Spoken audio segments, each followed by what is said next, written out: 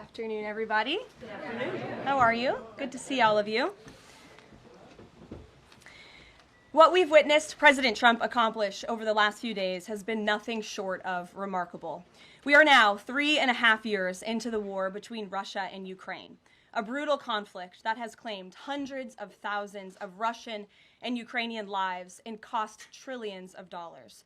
The weakness and incompetence of Joe Biden foolishly allowed the killing to start in the first place. Until President Trump returned to office in January, the bloody and broken Biden status quo was to endlessly force American taxpayers to fund Ukraine no matter the cost, no matter how long it takes, and no matter how many lives were lost. There is no denying that Biden's America Last foreign policy moved the world further away from peace. President Trump rejected that failed approach and instead, over the last 7 months, has relentlessly pursued peace throughout his second term. And thanks to President Trump's efforts, we finally have movement after years of deadly gridlock. On Friday, as you all know, many of you were there, President Trump hosted Russian President Vladimir Putin in Anchorage, Alaska, for a bilateral meeting. This was the first time President Putin has been to the United States since 2015, and the first time he has met with an American president in years. President Putin publicly confirmed what President Trump has said all along. The war between Russia and Ukraine never would have started in the first place if President Trump were in office. This was always obvious to any person with a shred of common sense. Just look at what took place during the last 4 administrations. Under George W. Bush, Russia invaded Georgia. Under Barack Obama, Russia took Crimea. Under Joe Biden, Russia invaded Ukraine. But under President Trump, Russia did not invade nor take anything. President Trump is the only president this century, Republican or Democrat, who has held Russia in check and ensured peace in Europe. That's because Russia has always greatly respected President Trump and his peace through strength foreign policy approach. But overall, the bilateral talks in Alaska were very productive, and multiple key points were agreed to between the two leaders that truly opened up the door for Phase 2 discussions, which took place yesterday here at the White House, within 48 hours of that meeting in Anchorage, I may add. As you all know, there were many European leaders here, as well as Ukrainian President Zelensky. They all traveled here to meet with President Trump to maintain the momentum and work toward a lasting peace. Across the board, every leader credited President Trump for his decisive leadership that has reignited the dialogue in hopes of finally bringing this war to a peaceful conclusion. 2 quotes in particular capture the progress that was made and the optimism moving forward.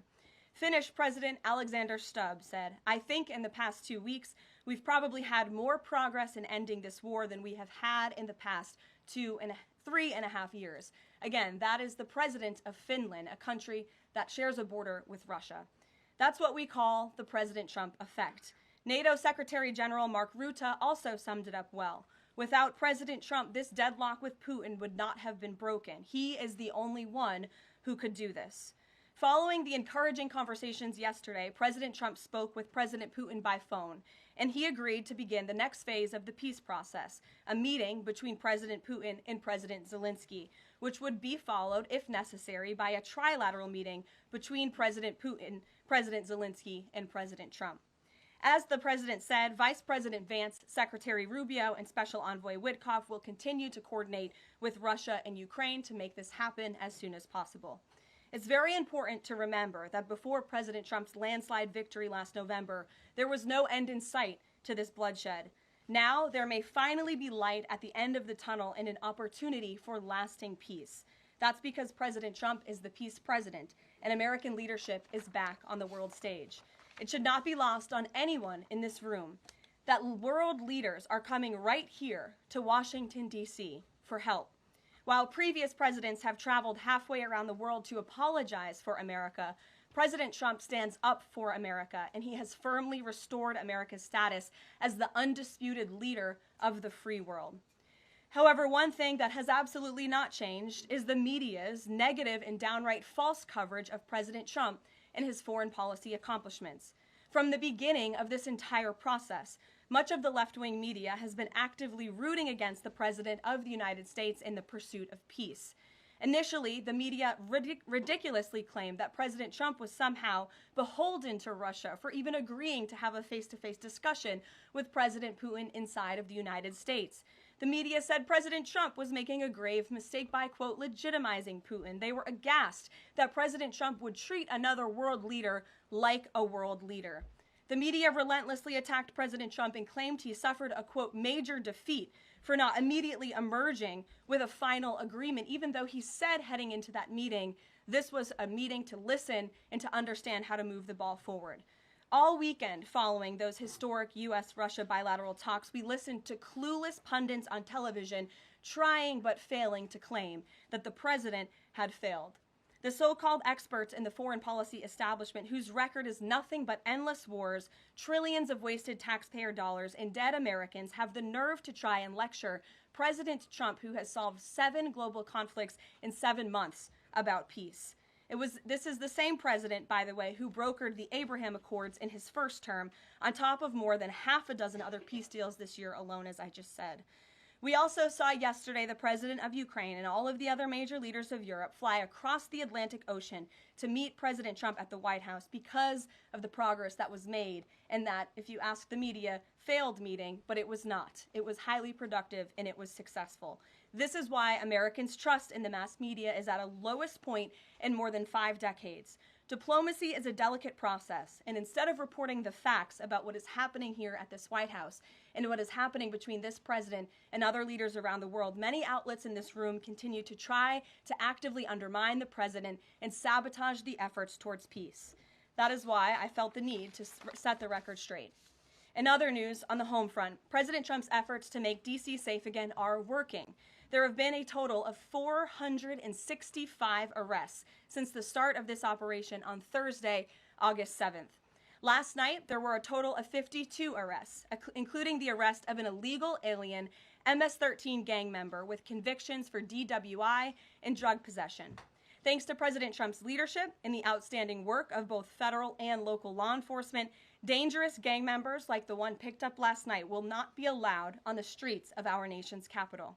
Other arrests last night included assault with a deadly weapon for stabbing, parole violation for robbery, murder, outstanding warrant for attempted murder, assault on federal law enforcement officer, and felony assault.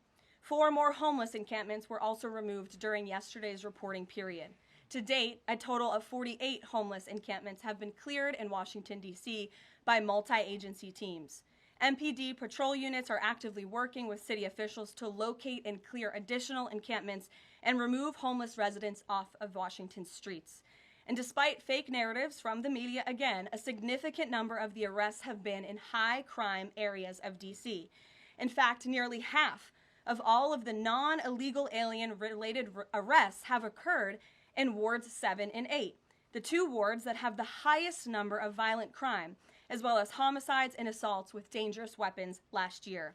So while Democrats continue to coddle violent criminals, President Trump and this administration are focused on putting them behind bars and unapologetically standing up for the safety of law-abiding American citizens, and the White House will continue to provide all of you with the results of this operation in the days ahead. So with that, I will take your questions today. Here in our new media seat today, we have Jack Posobiec, who joined us in Anchorage, Alaska last week. Jack, thanks for being here. Why don't you kick us off? Karoline, thanks so much.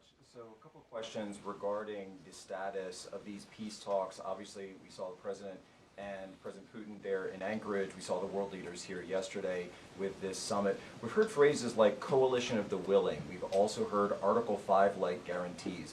When it comes to the security guarantees, what is the current status of that? I know the President earlier today mentioned boots on the ground would be UK, France, Germany possibly, but unequivocally said no U.S. troops on the ground, but U.S. coordination. Can you elaborate on that, and what would the red lines be? Sure. Well, you got to the heart of what I was going to say to all of you today on security guarantees, which is the President has definitively stated U.S. boots will not be on the ground in Ukraine, but we can certainly help in the coordination and perhaps provide other means of security guarantees to our European allies. The President understands security guarantees are crucially important to ensure a lasting peace, and he has directed his national security team to coordinate with our friends in Europe and also to continue to cooperate and discuss these matters with Ukraine and Russia as well.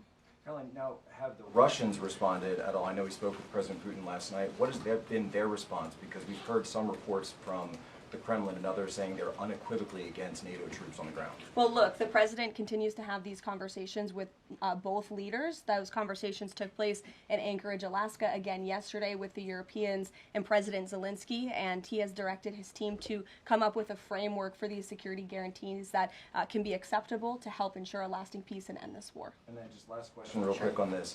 Regarding some of the funding, we're hearing questions about another round of weapons sales or possibly a round of U.S. purchases of Ukrainian drones.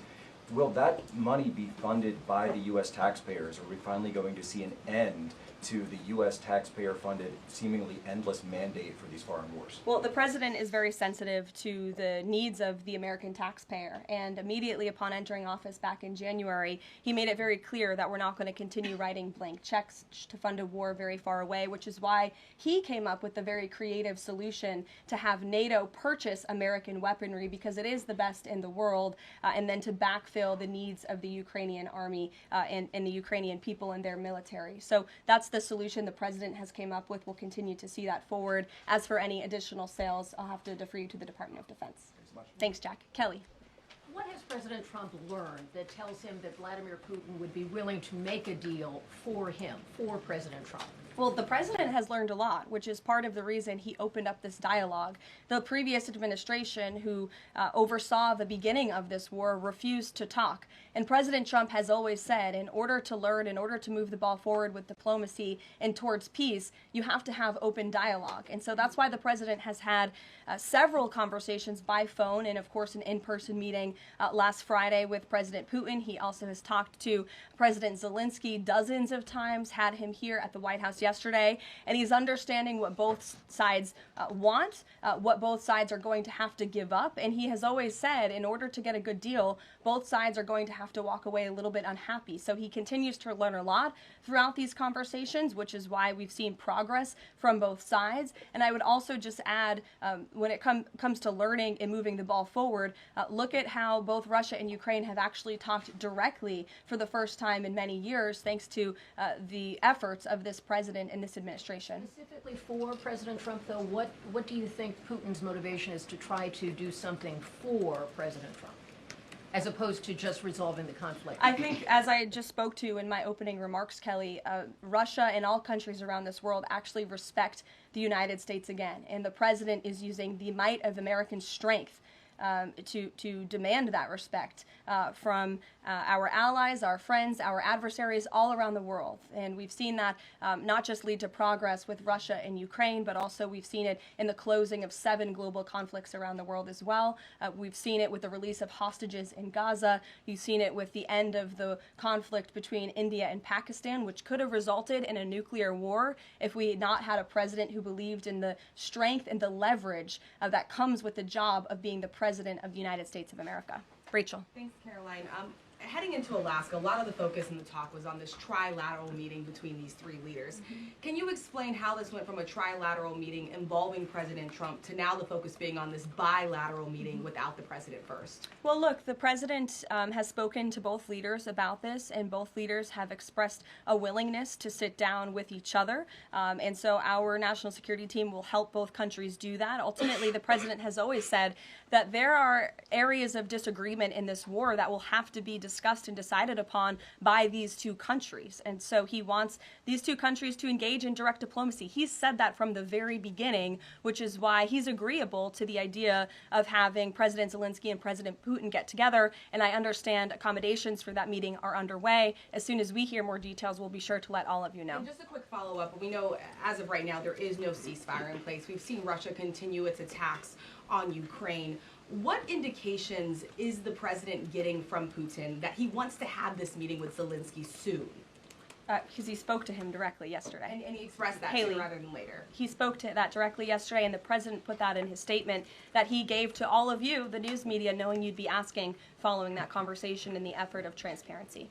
Haley. Hey, thanks, Karoline. You made clear note U.S. boots on the ground. Is the president considering U.S. boots in the air as a form of a security guarantee? Look, that was something the president mentioned on his interview this morning. It is an option and a possibility. I won't certainly rule out anything as far as military options that the president has at his disposal. I'll let him do that. I can tell you he's definitively ruled out boots on the ground.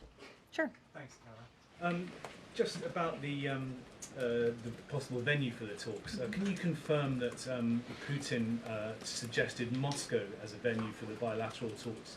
And if so, doesn't that indicate that Putin is perhaps not serious about this, that he's suggesting a venue that there's no way that Zelensky is going to go to? Look, I'm not going to litigate the private conversations between the president and President Putin, aside from what the president himself has already spoken on. But I can tell you there are many options that are being discussed by our national security team right now with both parties. Can you give us an indication of where? I just told you we'll provide you details as soon as we can. Thank you for trying, though. Libby. Thank you, Caroline. I wanted to ask about the National Guard troops. How is the White House coordinating with how they're being placed in D.C., what areas? And then also, how long should people here in the district anticipate the National Guard to be on the ground patrolling the streets? I don't have a timeline for you, Libby, but we will keep you posted on that. I think the president, as you know, and this administration, he came to this briefing room with members of his cabinet to lay out the rationale and the reasoning for federalizing the National Guard here in Washington, D.C., and for our work with the Metropolitan Police Department to make our district safer. We've seen violent crime has taken the lives of far too many residents here in our nation's capital, and the president wants to make it safe again. And as for the coordination efforts, this interagency team is meeting and talking daily. In fact, there's a meeting taking place right now in the West Wing with members of the interagency task force to continue to discuss not just the National Guard deployment, but also how we can continue to remove public safety threats off of the streets of Washington, which, as the numbers I just showed you prove, they are doing every single night. I will just reiterate, 465 total arrests and counting since the start of this operation. I believe 11 or 12 days ago, I'll have to check the calendar, but those are pretty remarkable results. If not for this task force and their high level of coordination and the leadership of this president, there would have been 465 more violent criminals on the streets of this capital that you all live in every day. So I think we should all be very grateful for that. Stephen. Thank you, Caroline. 3 questions about the D.C. crackdown. Sure. First, I was wondering if you could clarify something President Trump said. He mentioned getting rid of the slums where criminals live. Was he talking about tents or permanent residential buildings? And then the mayor has expressed an interest in clarifying how much of a focus illegal immigration enforcement is as part of this crackdown. Can you say anything about that? Sure. And third, any preview on the beautification? 3 questions. I'll try to answer all 3 of them pointedly for you.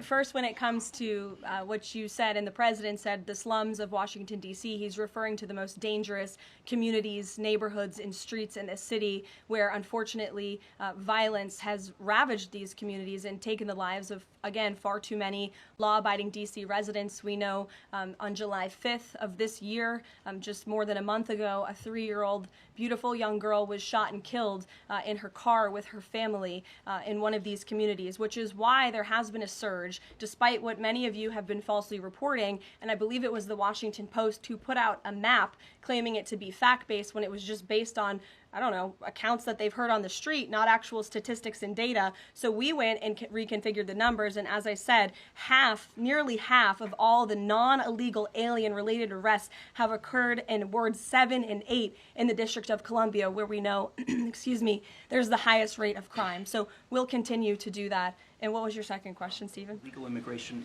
how much of a focus that is? Yeah, look, I mean, the focus is to make D.C. safe and beautiful and to remove public safety threats and violent criminals from our streets. If federal law enforcement, with the help of the Metropolitan Police Department, come across illegal aliens, of course, we are going to abide by this administration's policy of law and order, and we are going to remove illegal criminals from our nation's capital. They will be detained and deported, just like they are in every other community across the country. Kristen.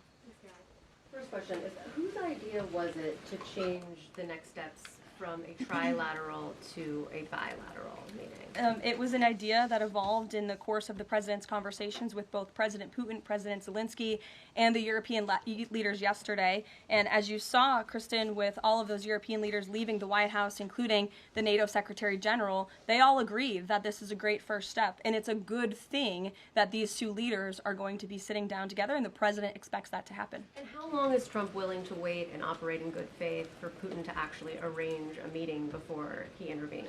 Look, the president has put tremendous public pressure to bring this war to a close. He's taken actions, as you've seen, sanctions on India and other actions as well. He's made himself very clear that he wants to see this war end, and he has scoffed at the ideas of others that have been raised that we should wait another month before any meeting takes place. The president wants to move, and he wants to bring this war to an end as quickly as possible. Just a clarification on something you said earlier about Putin agreeing to the meeting. The Kremlin seemed to indicate that Putin did not firmly agree to a bilateral. Did he agree to have a sit-down with just Zelensky on the phone? I can assure you that the United States government and the Trump administration is working with both Russia and Ukraine to make that bilateral happen as we speak. Sean. Hey, if the point is to get everybody on the same page, why wouldn't Trump just take the call from Putin while the other leaders were in the room? He said it would be disrespectful to do that. But why is it disrespectful? With all due respect, only a reporter from the New York Times would ask a question like that, Sean. The president met with all of these European leaders at the White House 48 hours after sitting down with President Putin on American soil. In fact, there was so much progress in the readout that was given to these European leaders immediately following his meeting with President Putin that every single one of them got on a plane 48 hours later and flew to the United States of America. And if I could just read for all of you some of the statements from those European leaders yesterday, you had President Zelensky himself saying it was a very good conversation. It was really good. We spoke about very sensitive points.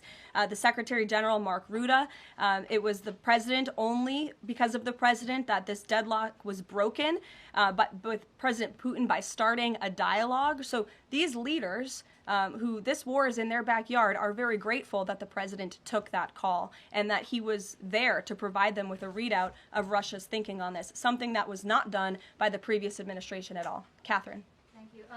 Is the White House looking at Budapest as a possible location? I'm not going to confirm or deny locations. We'll provide you with details as soon as we can. Just following up on Kristen's question, I understand that the White House is working and allies are working to make this meeting happen, but did Putin promise to do a meeting with Zelensky, a direct meeting, in the coming weeks? He has, and I just answered that question for you. Franco. Thanks. I just want to clarify. So you are saying that President Trump is considering U.S. pilots and U.S. aircraft potentially supporting European or Ukrainian forces?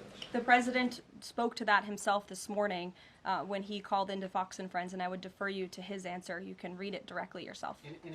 In addition, can I ask, no boots on the ground, Steve Witkoff's talking about Article 5-like security guarantees. Can you talk about what other Article 5-like security guarantees that are being considered if it's not boots on the ground? These are very sensitive diplomatic discussions that are currently taking place literally as we speak. So I will leave it to the national security team, and I'll leave it to the president to have those private discussions with these leaders as we try to bring this war to an end. And can I ask one Mary more? Margaret, go ahead. Thanks, Caroline. Two questions, if that's okay.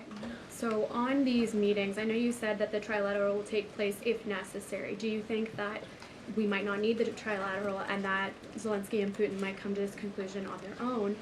And then as a follow-up, I know the president said on Fox News this morning that he's partially seeking peace in order to get to heaven. Was he joking, or is there spiritual motivation behind his peace deals here? I think the president was serious. I think the president wants to get to heaven, as I hope we all do in this room as well.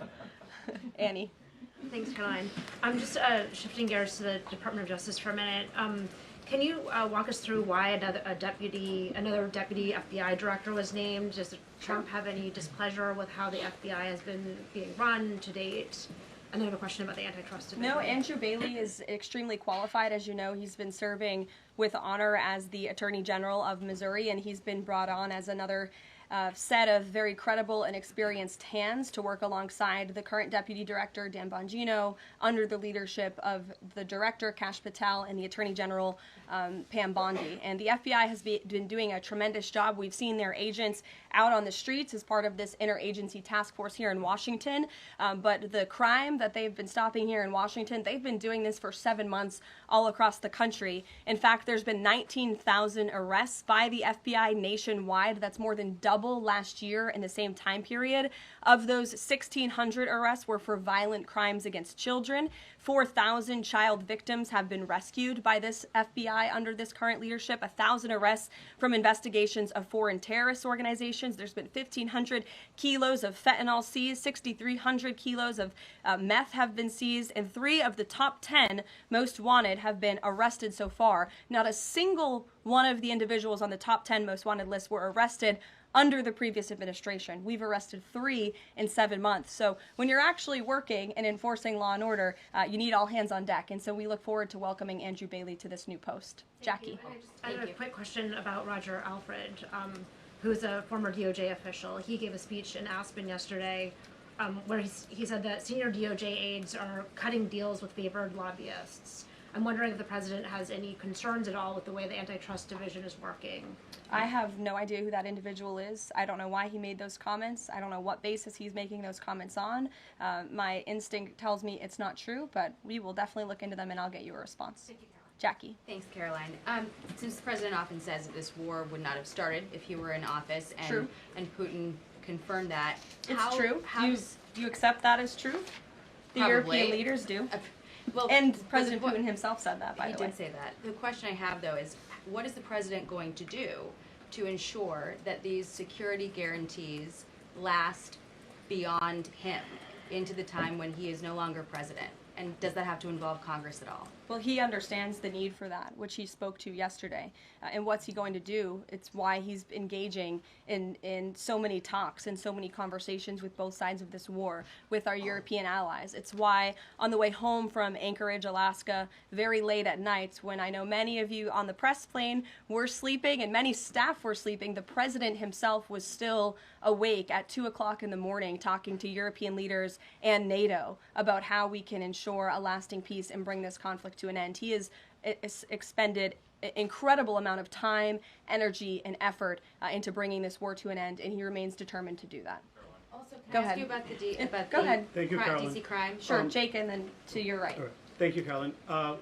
Which of the half dozen peace deals that the president's pulled off would you say he's the most proud of? And then I have another question. That's a good question, Jake. I'll leave that to the president to answer. I think he's proud of all of the peace deals that he's been able to achieve. You saw the president of Armenia and the head of Azerbaijan both at the White House just a couple of weeks ago. The president, I know, very much enjoyed spending time with them and helping to bring that conflict to an end. He very much enjoyed his time with leaders of Rwanda and the Democratic Republic of the Congo in the Oval Office, talking to them about bringing that decades-long war to an end. India and Pakistan. He used trade in a very powerful way as leverage to bring that conflict to an end. So I know he's very proud of all of these achievements, and I know he's very honored to serve as the President of the United States and to restore peace around this world. Go ahead. So you mentioned Armenia and Azerbaijan. That's a conflict that, I spent time in the Southern Caucasus covering that. And, a conflict of over 30 years, and he resolved it in just a couple of months. Mm-hmm.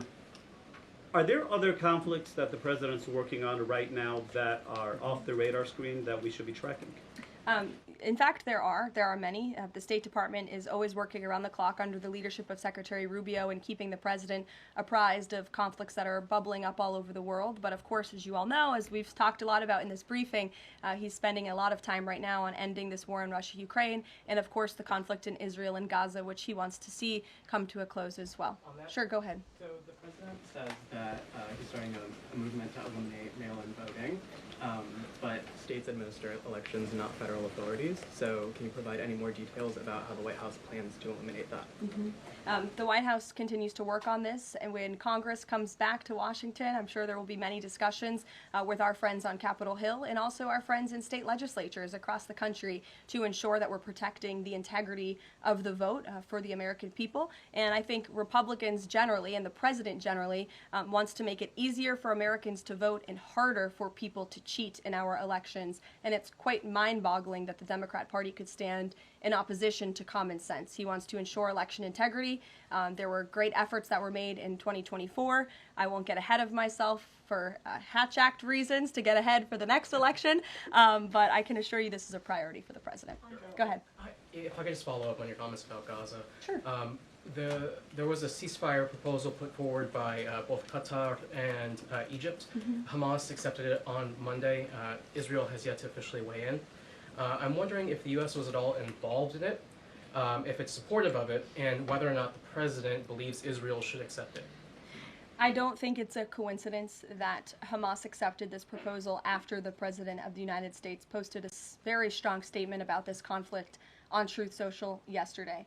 I would refer you back to that statement. As for this proposal that Hamas has now accepted, the United States continues to discuss it, and I'll let the President weigh in on it definitively.